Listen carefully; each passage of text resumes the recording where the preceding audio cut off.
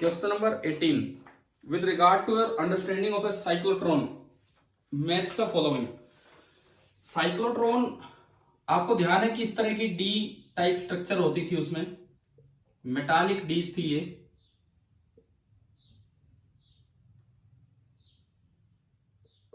और इसके सामने एक और डी, ये अरेंजमेंट था।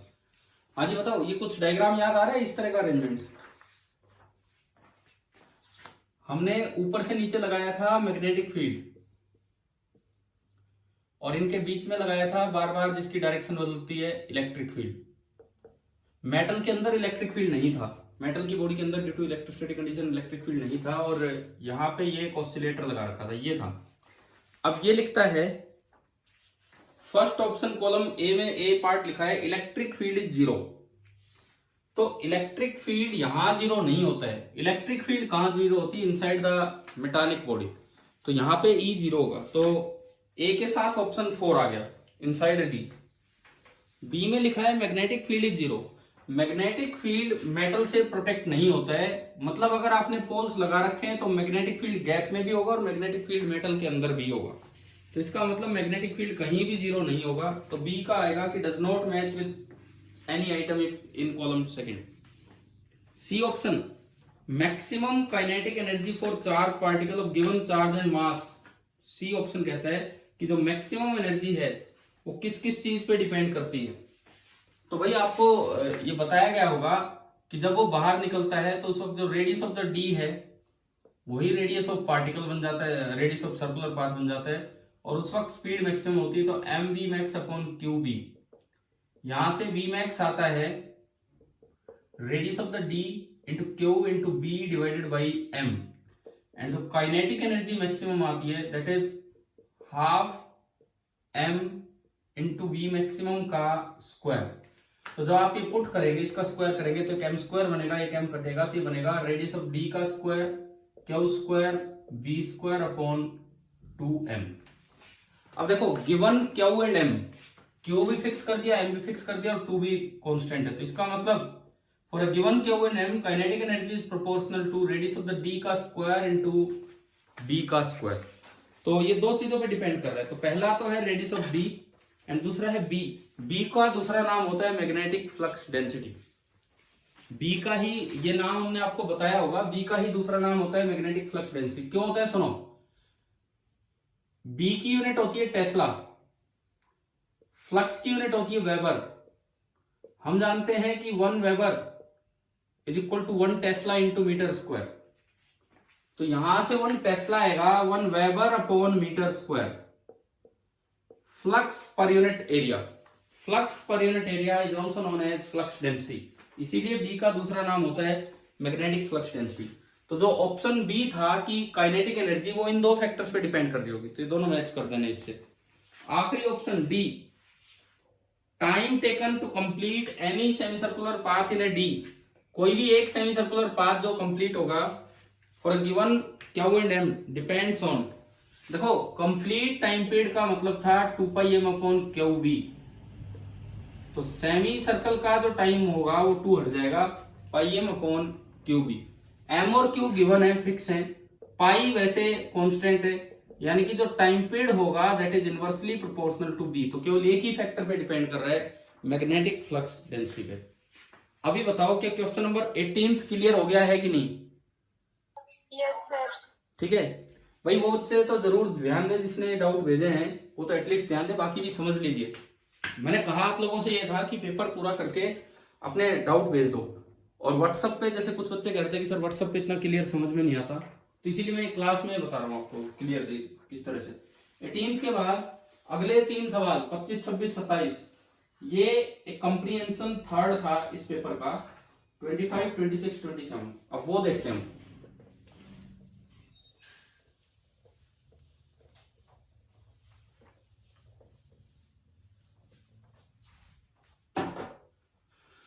देखिए इन तीनों में ये 3 सवाल हैं और 3 डायग्राम आपको दे रखे हैं।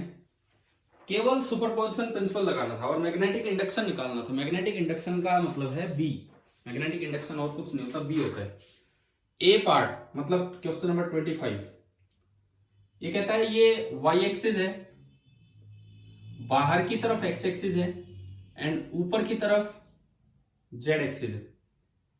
एक किस तरह से करंट कैरिंग वायर दी है क्वेश्चन नंबर 25 में। करंट कैरिंग वायर यूं आई, ये करंट आई आ रहा है, उसके बाद ये इस प्लेन में एक सेमी सर्कल बना एंड देन ये यूं निकल गई। तो यार हमने पार्ट्स में ब्रेक करके सीखे हैं चीजें, बस यहां मैंने प्लेन चेंज करवा दिया था आपके लिए।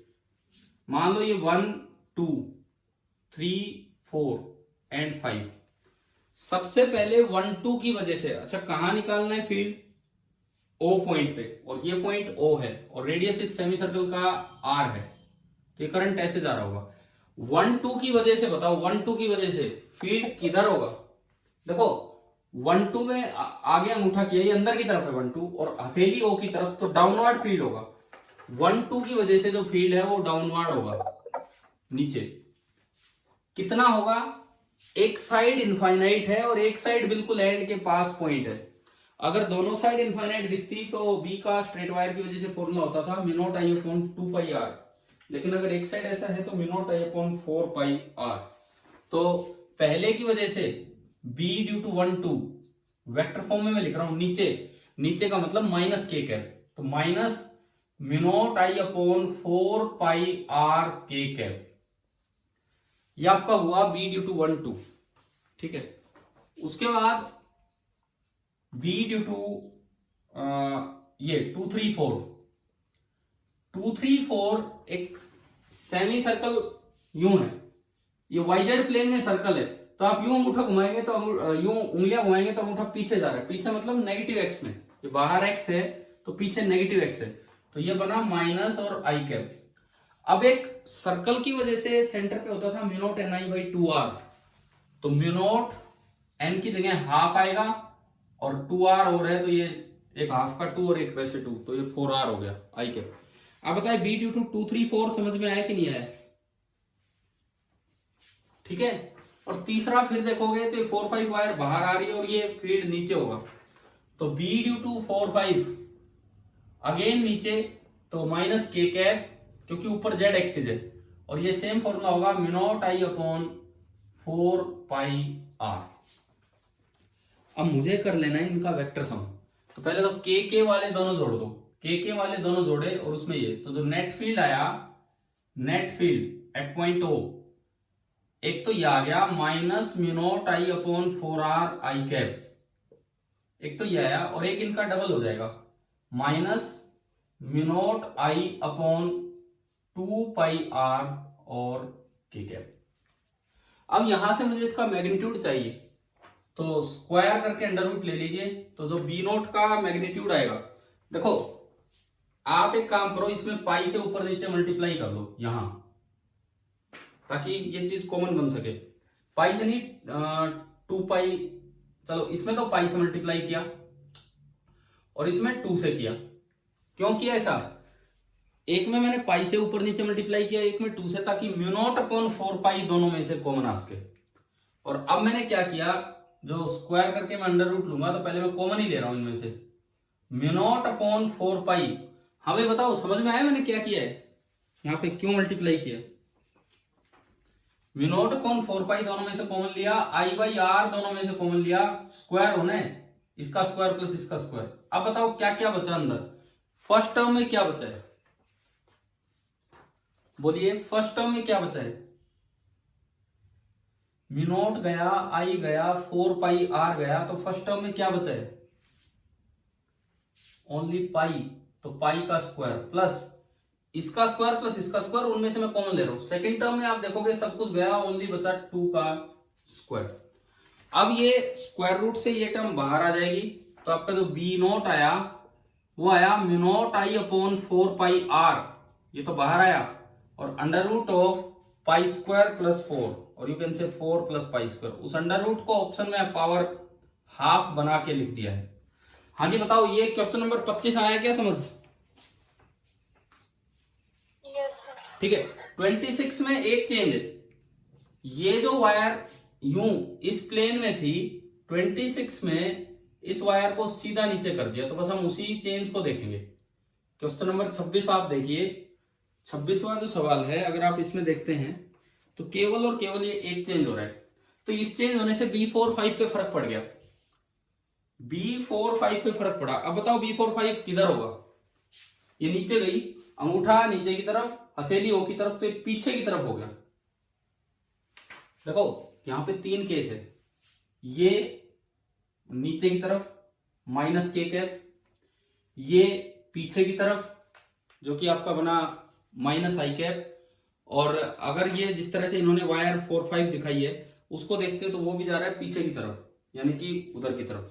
आ रहा है क्या समझ में? कैसे देख रहे हैं हम?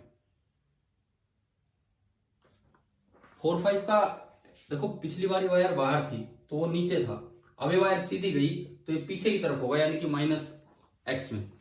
बताओ कर लोगे ये वाला ट्राई खुद? कर लेंगे सर। ठीक है, अब सुनो, नहीं हो तो फिर पूछ लेना। 27वें में एक अच्छा पार्ट क्या था? 27वां इन तीनों में सबसे अच्छा सवाल है। 27वें में क्या किया कि ये जो सर्कल आया है इसमें करंट को ब्रेक किया है, इसमें करंट को 2 हिस्सों में तोड़ दिया है। देखिए क्वेश्चन नंबर 27 में इस तरह से ये यूं है, यहां पे यूं एंड यहां पे यूं। एक साइड I1 करंट गया होगा और एक साइड I2 करंट गया होगा, और उसके बाद ये वायर नीचे निकल गई। आप यूं बताओ, क्या मैंने आपको एक रिजल्ट बताया था कि कभी भी अगर सर्कल में करंट डिवाइड होगा तो कैसे ही बांट लो, बिल्कुल मिड पॉइंट पे बांट के मिड पे निकालो, या किसी छोटे से पार्ट में निकालो और उधर ज्यादा जाने दो। सर्कुलर पार्ट्स की वजह से सेंटर पे फील्ड 0 होता है। बताओ करवाया था क्या ये? याद आ रहा होगा ना, उसमें प्रूव भी किया था हमने। इधर रेडियस ज्यादा हो गया, लंबी वायर है, रेडियस ज्यादा, कोई बात नहीं, रेडियस ज्यादा करंट कम, लेकिन करंट कम तो नंबर ऑफ टर्न ज्यादा है, और बी के फॉर्मूले में सेंटर पे आता है म्यू नॉट एन आई, तो नंबर ऑफ टर्न्स और आई का प्रोडक्ट सेम रहता है। ऐसा ही कुछ इधर होता है, और दोनों एक दूसरे को कैंसिल आउट कर देते हैं। जो तीसरा सवाल है आप ट्राई करना, उसमें इसको हटा देना और इसको हटा देना, क्योंकि इनका फील्ड हो जाएगा कैंसिल आउट। तो तीसरे में आपको केवल 2 वायर्स का फील्ड लिखना है, केवल और केवल 2 वायर्स का फील्ड लिखना है। फिर आप देखो कि आप कैसे लिख पा रहे हो, कैसे नहीं लिख पा रहे हो। ठीक है, जो तीसरे में जो दूसरी वायर है इधर की तरफ है। बताओ भाई, हो पाएंगे अब ये वाले क्वेश्चन तीनों? Yes sir. ठीक है, इसके बाद है 30 और 31, उस पे आते हैं। ये कन्वेक्शनल करंट के मैग्नेटिक मोमेंट पे है। ये जो क्वेश्चन है कन्वेक्शनल करंट के मैग्नेटिक मोमेंट पे, तो हमें एक चीज याद होनी चाहिए। 30 और 31 के लिए हमने पढ़ा था गायरोमैग्नेटिक रेशियो, हमने पढ़ा था गायरोमैग्नेटिक रेशियो। भाई आप बताओ, magnetic moment upon angular momentum is equal to Q/2m। क्या ये याद है कि नहीं? क्यों इन्होंने कैपिटल Q दिया है?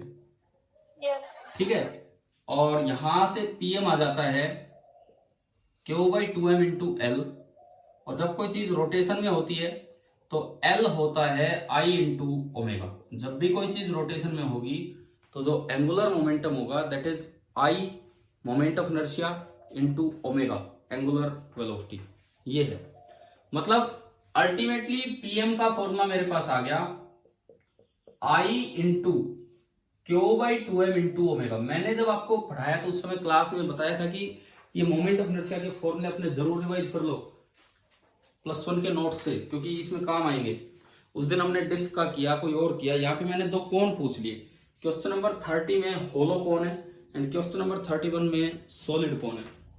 होलो कोण अगर आप देखते हो तो होलो कोण का मोमेंट ऑफ इनर्शिया उतना ही होता है जितना एक डिस्क का होता है। ये एक्सिस है, आप इसको दबा दो, हर पार्ट को उठा के यहां ले आओ, हर पार्ट को उठा के यहां ले आओ, तो बताओ क्या बनेगा ये? आप मास को parallel to the axis move करवा सकते हो। ये हमने पढ़ा था कभी कि जैसे सिलेंडर है उसको फोल्ड कर दिया, डिस्क बन गई। ऐसे ये कौन है, हर पार्ट को आप उठा के लाओगे, बीच में होलो है, होलो है तो जितना पार्ट यहां आएगा उतना ही पार्ट यहां आएगा, उतना ही पार्ट यहां आएगा, तो एक यूनिफॉर्म डिस्क बन जाएगी। और एक यूनिफॉर्म डिस्क का क्या होता है मोमेंट ऑफ इनर्शिया? डिस्क का क्या होता है? mr²/2। ठीक है, आर कैसे निकालना है? ये हाइट इसमें h दी है, और जो एंगल दिया है एक साइड ये सेमी वर्टिकल एंगल थीटा है, तो अगर आप इस ट्राइंगल में देखें, तो टेन थीटा कितना होगा बताओ, इसमें देख के टेन थीटा कितना होगा, आर बाई एच। तो यहां से आर कितना आ गया, एच टेन थीटा। तो आपने आर की वैल्यू एच टेन थीटा का यूज कर लेना है मोमेंट ऑफ इनर्शिया में। अब देखो, अगर होलो कोन है तो मोमेंट ऑफ इनर्शिया होता है एम आर स्क्वायर बाई 2। आप ये इसमें पुट करो और आर की वैल्यू पुट कीजिए, एम से एम भी कट लेना है क्योंकि यहां पे आएगा, और आर की जगह एच टेन थीटा, तो ये पी एम आ जाएगा 1/4 times Q omega R square की जगह H square tan square theta. ये आया। हाँ जी बताओ, ये वाला आगे समझ में, ये पहला सवाल 30 क्लियर है सभी को? 31 ठीक है। 31 में है सॉलिड कोन में आप ऐसे फोल्ड नहीं कर सकते क्योंकि यहाँ मास ज्यादा आएगा, यहाँ और ज्यादा, यहाँ तो एक नॉन यूनिफॉर्म डिस्क बनेगी। और मैंने आपको +1 में ये फॉर्मूले करवा रखे हैं, विद प्रूफ ये करवा रखे हैं कि सॉलिड कोन का जो इस एक्सिस के अबाउट मोमेंट ऑफ इनर्शिया होता है वो होता है 3/10 mr स्क्वायर। आप अपने नोट्स में चेक कर सकते हैं कि सॉलिड कोन का होता है 3/10 mr स्क्वायर। तो अगर आप यहाँ 3/10 पुट करेंगे तो ये 3/20 आ जाना है, 3/20। तो दोनों सवाल इस ऑर्बिटल गायरो मैग्नेटिक रेशियो पे बैठते और आपको इस तरह से कर लेने चाहिए। ये बताओ कि 30 और 31 आ गया समझ में? ठीक है। अब मैं एक लास्ट क्वेश्चन ले रहा हूं, ये जो डाउट्स हैं इनमें, क्वेश्चन नंबर 40।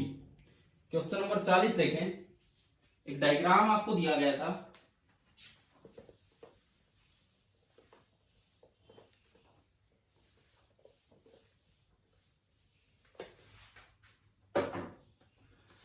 देखिए क्वेश्चन नंबर 40।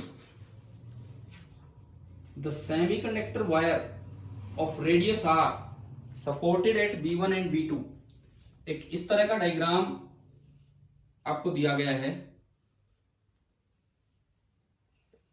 ये कहता है कि जो मैग्नेटिक फील्ड है वो जेड एक्सिस के अलोंग है और जेड ऊपर दिखा रखा है। यूनिफॉर्म मैग्नेटिक फील्ड है जो जेड एक्सिस के अलोंग है और जेड ऊपर दिखा रखा है, और जो मैग्नेटिक फील्ड लिखा है बी वेक्टर बोल्ड करके लिख रखा है इसमें डायग्राम में, BZ इंटू के ये है।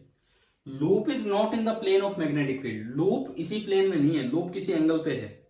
The angle between the YZ plane and the plane of semi circle is arbitrary. इसने बोला ये YZ प्लेन डायग्राम में दिखाया है, और एक कहीं पीछे होगा प्लेन ऑफ द लूप। तो YZ प्लेन सीधा है, प्लेन ऑफ द लूप किसी और एंगल पे है, और वो एंगल आर्बिट्रेरी है, वो कुछ भी हो सकता है। तो इसमें पूछा है total force on the semi circular wire is. Current इसमें ऐसे आता हुआ दिखाया है, यूं करंट इसमें ऐसे आता हुआ दिखाया है, और जो रेडियस है, रेडियस दैट इज आर। आप यूं बताओ, अगर यूनिफॉर्म फील्ड में कोई ओपन लूप रखा है, यूनिफॉर्म फील्ड अगर है, तो क्या मैंने मैग्नेटिक फोर्स का ये फॉर्मूला पढ़ा था, I into L cross B. बताओ ये याद है क्या ये फॉर्मूला यूनिफॉर्म फील्ड का? Yes sir. इसमें एल वेक्टर का क्या मतलब था? एल वेक्टर का मतलब होता था वेक्टर लेंथ, मतलब डायरेक्ट आप इनिशियल से फाइनल पॉइंट को ज्वाइन कीजिए। तो हमें उससे कोई मतलब नहीं लूप कैसे घूम के गया। ये है वेक्टर एल, ये है वेक्टर एल। तो इसकी लंबाई कितनी है वेक्टर एल की इस डायग्राम में? 2r। वेक्टर एल हो गया इधर, ऊपर जेड एक्सिस दिखा रखा है। क्वेश्चन में कुछ एक्सिस दिए गए हैं कि ऊपर जेड एक्सिस है, इधर वाई एक्सिस है, और बाहर एक्स एक्सिस है। ये दिया गया है क्वेश्चन में दिखा रखा है डायग्राम में कि बाहर एक्स एक्सिस है। एल क्रॉस बी बताओ किधर आएगा? डायरेक्शन तो उससे आएगी ना फोर्स की। एल आगे बी ऊपर, तो एल क्रॉस बी किधर आएगा? एल आगे बी ऊपर, तो एल क्रॉस बी किधर आएगा बताओ? बोलो यार, एल आगे बी ऊपर, तो एल क्रॉस बी पीछे की तरफ गया, माइनस एक्स मतलब माइनस आई कैप। तो जो फोर्स की डायरेक्शन होगी वो तो माइनस आई कैप होगी, एंड जो फोर्स का मैग्नीट्यूड होगा that is I into vector length 2r into B जो कि है bz। तो जो एफ वेक्टर बनेगा 2ir bz आई कैप, और ये आपका है option B. Magnitude into direction आप मल्टीप्लाई कर देंगे तो जो वेक्टर एफ आपका आएगा that is -2IRBZ into I cap. भाई बोलो ये क्लियर हुआ? ठीक है। अब सुनो, कुछ क्वेश्चन एक दो मैंने कल भी डिस्कस करवा दिए थे, अब भी अगर किसी के डाउट बचे हों या फिर आप भेजो तो सी एटलीस्ट डाउट। अगर किसी ने नहीं भी सोल्व किया है, मैं मान के चल रहा हूं कि आज भी सभी बच्चों ने नहीं किया है शायद सोल्व, तो जिन्होंने नहीं किया प्लीज कर दीजिए। ऐसे यूं नहीं है कि हम ईएमआई वाला चैप्टर स्टार्ट कर दिया तो इसको देखना ही नहीं। ठीक है, चलिए अब आगे बढ़े ईएमआई पे। अच्छा, एक बच्चे ने 2 सर्किट भेजे हैं। अब मुझे ये नहीं पता, वो बच्चे जैसे अपना क्लास और नेम तो भेजते नहीं है, आपकी क्लास से किसी ने भेजे हैं या 10th से हैं? एनटीएससी वाले भी तो सर्किट भेजते रहते हैं। क्या आपकी क्लास से किसी ने भेजे हैं तो बताओ, कोई अच्छा अगर है तो ऐसा, नहीं तो कोई बात नहीं, 10th के ही होंगे। अब हम आगे बढ़ते हैं। कल हम इंडक्टेंस पे थे और उसी इंडक्टेंस को आगे बढ़ाने का काम करेंगे। चलो ये बताओ, इंडक्टर का क्या काम था?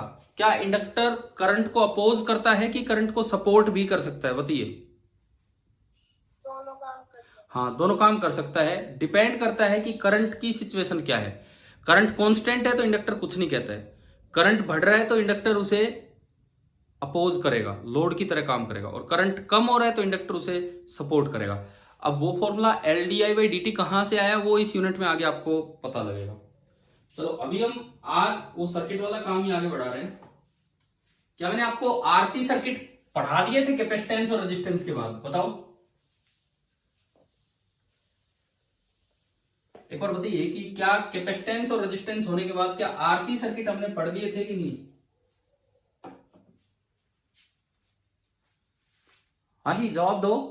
आरसी सीरीज डीसी सर्किट हमने पढ़े हैं कि नहीं, कि जिसमें कैपेसिटर पे धीरे धीरे चार्ज बढ़ता है, एक्सपोनेंशियली चार्ज इंक्रीज होता है, टाइम कांस्टेंट पढ़ाया हो तो? अरे आप जवाब तो दो। क्या हम आरसी सीरीज डीसी सर्किट पढ़ चुके हैं कि नहीं? पढ़ा दिए ना, वो टाइम कांस्टेंट और ये सब कैसे निकालते हैं, ये सब चीजें। ठीक है, तो बिल्कुल उसी तरह का जो अगला हमारा टॉपिक स्टार्ट हो रहा है that is RL series DC circuit. AC में अलग आएंगे अगले चैप्टर में, ईएमआई से अगला चैप्टर एसी है, तब ये टॉपिक्स अलग आएंगे। लेकिन अभी हम लेके चल रहे हैं RL सीरीज डीसी सर्किट, ये वाला पार्ट। देखो एक रेजिस्टेंस, हाँ जी, ईएमआई का टॉपिक है क्या?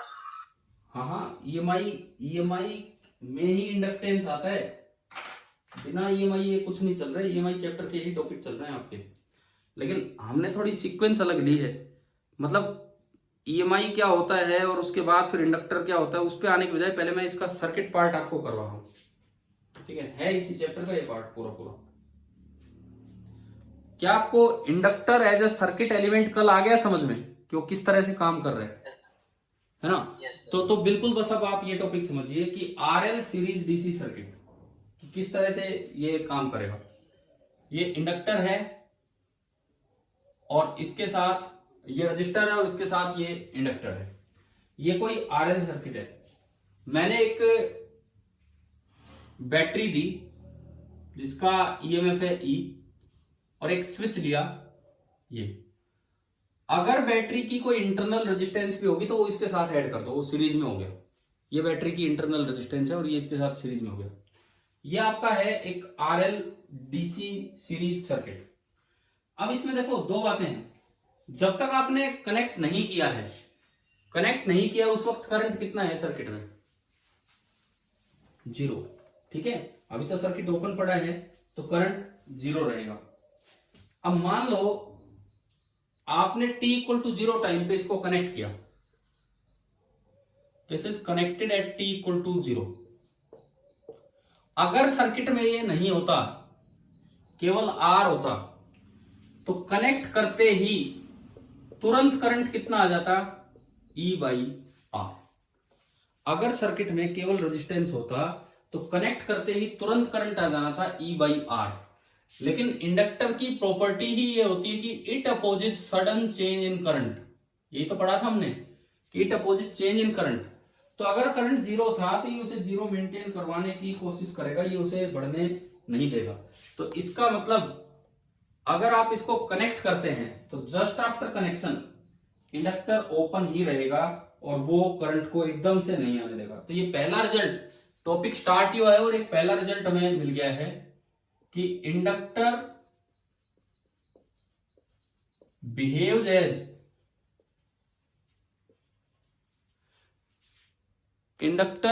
As open circuited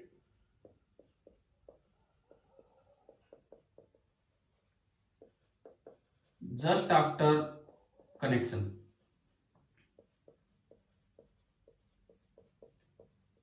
with a DC source। मैं आपको याद दिलाऊं कि कैपेसिटर में आपको ध्यान है कि हम दो रिजल्ट्स पढ़ते थे।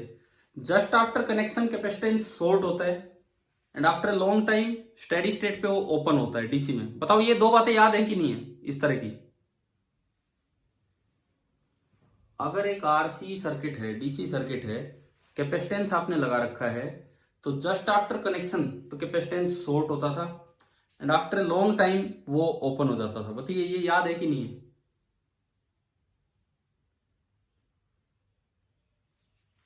यहां पे इंडक्टर में उल्टे रिजल्ट्स होते हैं। इंडक्टर में just after connection inductor open की तरह बिहेव करेगा एंड करंट एकदम से इंडक्टर में से नहीं आ पाएगा एंड आई थ्रू इंडक्टर रहेगा जीरो। करंट थ्रू इंडक्टर आपका जीरो रहेगा, करंट थ्रू इंडक्टर जीरो रहेगा। क्या वो आप ये देख पा रहे हैं कि नहीं? हमें वीडियो ऑडियो सही आ रहा है कि नहीं आपके पास? ठीक है, तो अब मेरी बात का जवाब दो। कैपेसिटर में हमने ये दो बातें पढ़ी हैं कि just after connection DC circuit में कैपेसिटर को शॉर्ट करते हैं एंड आफ्टर लॉन्ग टाइम वो ओपन करना होता है। बताओ ये याद है? ठीक है, इंडक्टर में उल्टे रिजल्ट आ रहे हैं। पहला रिजल्ट आ रहा है कि जस्ट आफ्टर कनेक्शन इंडक्टर को ओपन करना है because inductor opposite sudden change in current, तो एकदम से कनेक्ट करते ही करंट जीरो रहेगा। पहली चीज तो ये। उसके बाद कैपेसिटर की अगर मैं बात करूं, कैपेसिटर में क्या होता था इन आरसी सर्किट, जो करंट था वो इस तरह से चेंज होता था। जस्ट आफ्टर कनेक्शन तो वो शॉर्ट होता था, E बाई आर वो शॉर्ट हो गया और केवल रेजिस्टेंस के हिसाब से करंट आ गया एंड आफ्टर लॉन्ग टाइम जो करंट है वो एक्सपो नहीं आ रही और वीडियो भी हैंग हो रही है। ये मोबाइल में मैसेज आया कि मोबाइल ओवरहीट हो गया है, इस वजह से कैमरा ढंग से काम नहीं कर पा रहा है। मेरी बात सुन रहे हो क्या? मोबाइल में अभी मैसेज आया था 5 मिनट पहले कि मोबाइल की ओवर हीटिंग हो गई है, इस वजह से कैमरा ढंग से काम नहीं कर पा रहा है। तो हो सकता है इसलिए आपको साफ ना दिख रहा हो। एक मिनट गेट खोलता हूँ, गर्मी होगी।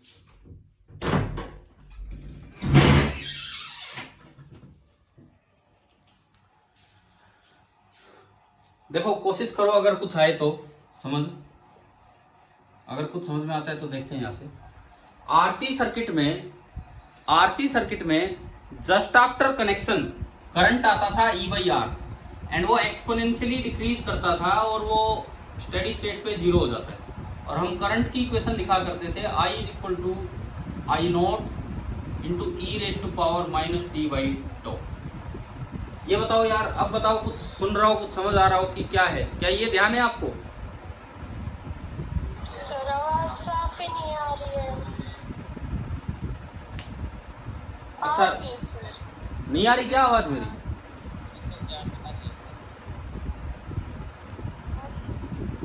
भाई आवाज सुन पा रहे हो कि नहीं? सर कट कट के आ रही आवाज। चलो ठीक है, मैं अभी आरसी सर्किट आरएल सर्किट को दोबारा रिस्टार्ट करता हूँ। आप एक रिजल्ट तक यहाँ ध्यान रखिए कि इंडक्टर ओपन सर्किट की तरह बिहेव करता है जब भी ये कनेक्शन होगा। मैं एक मिनट दोबारा रिस्टार्ट करता हूँ इस चीज को।